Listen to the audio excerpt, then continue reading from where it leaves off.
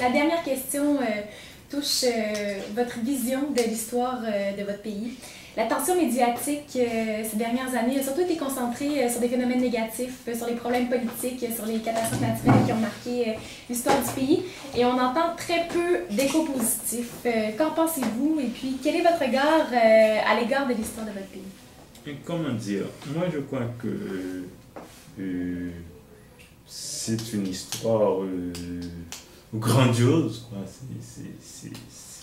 C'est la grande histoire, comme on pourrait dire. Mais du coup,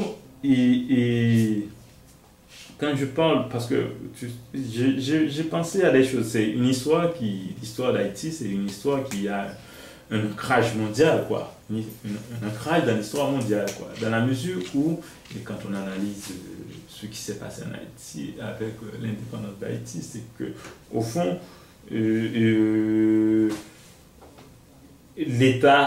la France avait pensé l'universalité, quoi, mais c'était encore une universalité particulière. Et moi, je crois qu'il y a des Noirs qui sont arrivés qui ont dit, quoi. Il y a des femmes qui sont arrivées qui ont dit que on peut être citoyen des femmes, quoi. L'universalité nous concerne. Et il y a des Haïtiens qui sont arrivés qui disent que l'universalité, c'est pas une seule race, quoi. L'homme, quand on dit l'homme, c'est pas seulement l'homme blanc, quoi.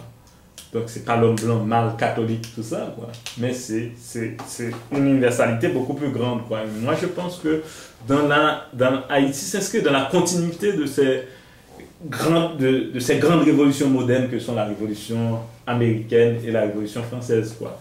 Et dans cette continuité, c'est quoi? Il y a quelque chose qu'il faudrait, peut-être cette histoire qu'il faudrait étudier pour découvrir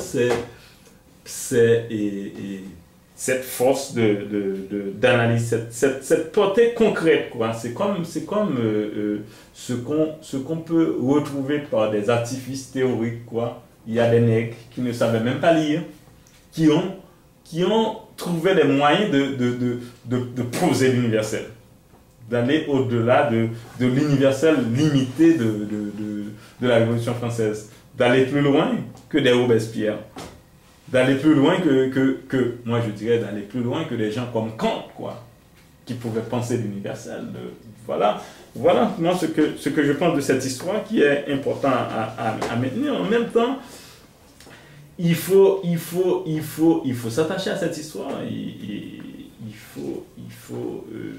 Je crois qu'il y a des gens qui ont tiré quelque chose de cette histoire. Moi, je crois que, et mine de rien, il y a des gens qui ont pensé, qui ont retrouvé le souffle dans leur lutte à partir de l'expérience haïtienne, quoi.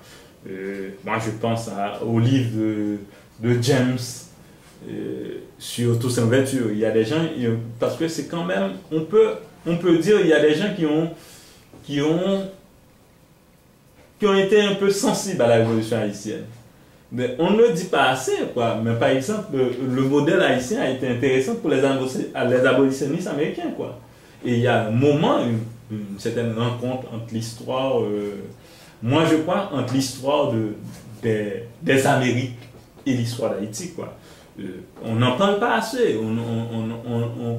Par exemple, moi je crois, il y a des échos entre les histoires, quoi. Des échos de la révolution haïtienne sur la révolution américaine, des échos sur le mouvement abolitionniste, qui était d'abord un mouvement de blancs au départ et qui a touché des noirs, quoi. Donc du coup, peut-être il faudrait mettre tout cela en évidence, les étudier. Par exemple, par exemple, il y a des choses à connaître. Par exemple, on ne le dit pas assez.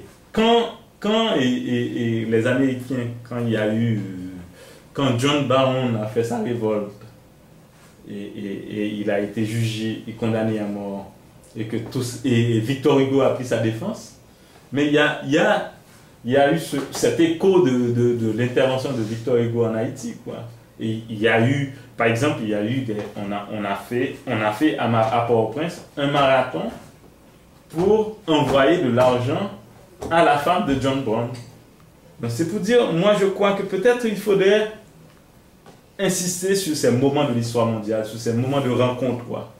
De ces moments où les histoires se parlent, quoi, et où il y a ce bout ce lien qui se fait, quoi, ce triangle qui s'est fait entre un blanc américain qui s'est révolté pour les noirs esclaves aux États-Unis, qui a rencontré un grand penseur, Victor Hugo, et qui a croisé des Haïtiens qui ont été touchés par cet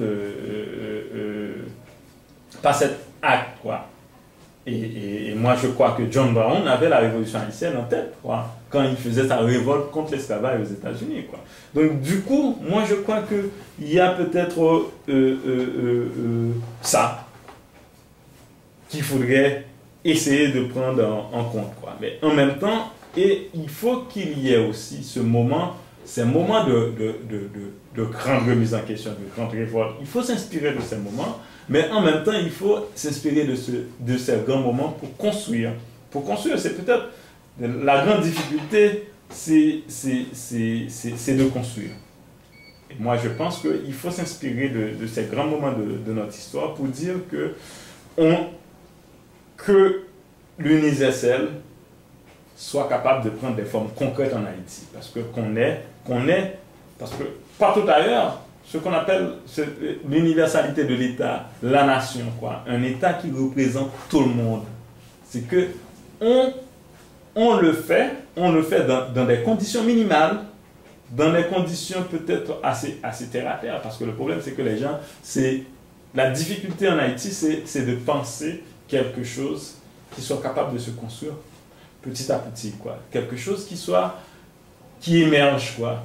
Et de penser un État qui soit capable de résoudre le problème de tous les citoyens de notre pays.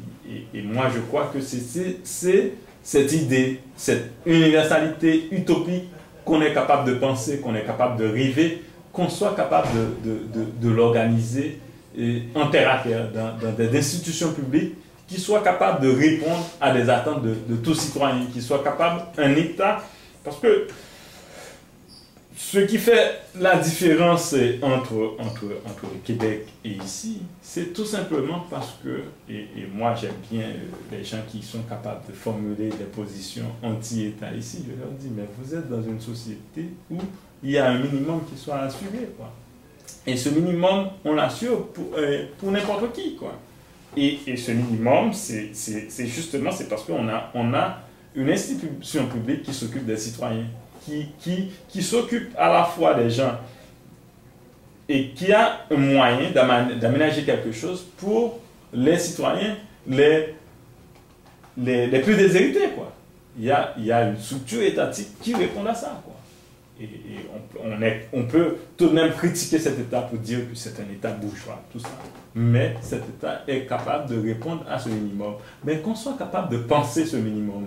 Et penser ce minimum, moi je crois que c'est donner, c'est faire entrer l'universalité dans le particulier. Moi je crois que c'est peut-être quelque chose de grandiose, cette forme donnée à l'universalité dans la révolution haïtienne. Moi je veux que cette universalité soit capable d'entrer dans cette particularité, dans cette capacité de répondre, de construire un État qui soit capable de donner des moyens, des conditions concrètes de vie aux gens les plus déshérités dans ce pays. Merci. Merci beaucoup.